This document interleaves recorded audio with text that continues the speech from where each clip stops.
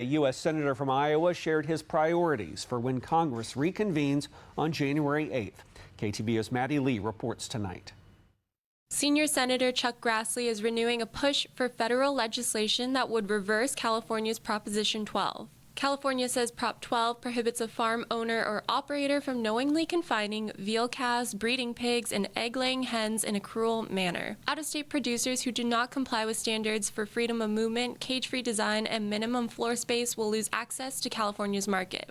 And in the end, it's really going to hurt the economy of Iowa, #1 in pork production. And we can't sell our products in California because we farm differently than the eggheads of California think we ought to run our animal agriculture. Grassley, along with Senator Joni Ernst and colleagues from multiple states, plan to reintroduce the Ending Agriculture Suppression Act, or EATS Act, for Congress's second session of 2024. Senator Ernst said that she backs the act because Prop 12 puts regulatory burdens on the backs of farmers and racks up prices for consumers. Why add more laws when everything's flowing consistently right now? I mean, we love our pigs. Eventually, the small farmer is going to get beat out of it because they're not going to be able to afford all these big spots.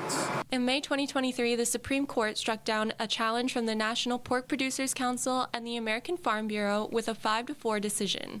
The president of the Iowa Pork Producers Association argues that states should not be able to regulate industries outside of their borders and says the EATS Act is a good first step in protecting producers' livelihoods. In Ottumwa, Maddie Lee, KTVO News.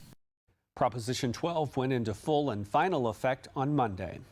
Coming up next on KTVO News, why 2 provisions in Iowa's new parental rights law have been blocked when we return.